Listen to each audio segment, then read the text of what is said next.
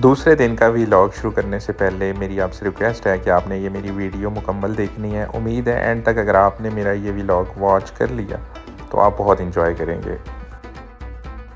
अपने सफ़र का आगाज़ बटाकुंडी से 8:25 पे शुरू किया। 9:10 पे हम बेसर पहुँचे और वहाँ मून रेस्टोरेंट पे नाश्ता किया और वहाँ से हम फिर अपने अगले सफ़र गिलगित के लिए रवाना हुए। बाबूसर पास क्रॉस करते हुए तो मैं कोई वीडियो ऐसी बना नहीं सका जो इस व्लॉग में मैं ऐड करूं, लेकिन बाबूसर पास क्रॉस करने के बाद हमने अपना ड्रोन निकाला और ये सीन हमने अक्सबंद किए जो मुझे बहुत अच्छे लगे, सोचा आपसे भी शेयर करूं। लुलुसर झील और बाबूसर पास हमने स्किप किया, हमने यहाँ पे ब्रेक तक नहीं लगाई। बाबूसर पास पे कुछ सेकंड्स के लिए रुके, अपनी एसकॉम की सिम्स निकाली और उनको रिचार्ज किया।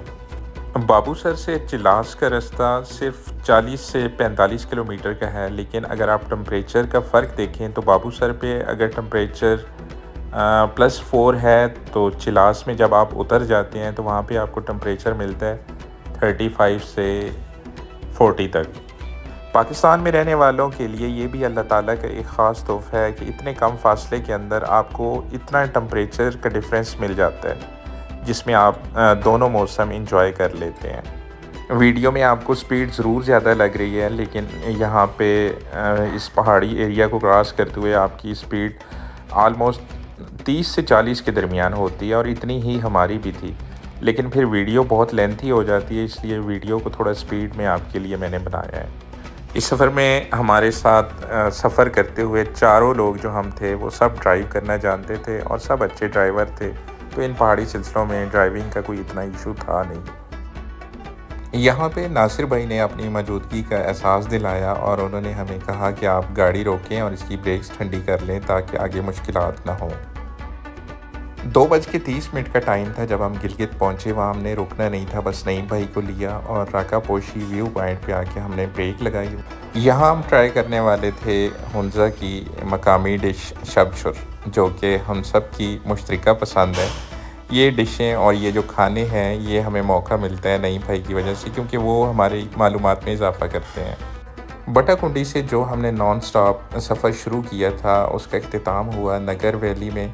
नगर से हम मियांचर जाना चाह रहे थे। वहाँ खूह वैली की जो वीडियोस हमने देखी उन वीडियोस ने हमारा अच्छा खासा दिमाग ख़राब कर रखा था, लेकिन हमारी बदकिस्मती देखें या इसमें भी हमारे लिए कोई अच्छाई का पहलू होगा कि रास्ते बंद थे और मियांचर जाने वाला जो रोड है वो नया तामीर हो रहा था।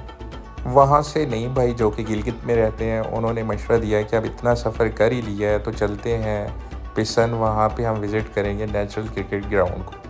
ये नेचुरल क्रिकेट ग्राउंड आपने काफ़ी वीडियोस में देखा होगा। इसका रास्ता नगर से ही जाता है, लेकिन बहुत खूबसूरत रास्ता है। अगर आपके पास 4x4 गाड़ी है तो आप अपनी गाड़ी पे भी जा सकते हैं। अगर आपके पास अपनी गाड़ी 4x4 नहीं है तो वहाँ पे मकामी तौर पे आपको जीप्स, प्राडो और 4x4 गाड़ियाँ आराम से मिल जाएंगी। पहाड़ी इंतहाई खौफनाक चढ़ाई पर मुश्तमिल थी और साइडें भी खाली थी, लेकिन हमारी गाड़ी माशाल्लाह अच्छी पावरफुल गाड़ी थी, जिसकी वजह से हमें इस सफ़र में कोई मुश्किल नहीं हुई और हमारी गाड़ी आराम से इन पहाड़ी चढ़ाइयों में ऐसे चढ़ रही थी जैसे वो जीटी रोड पे चल रही हो।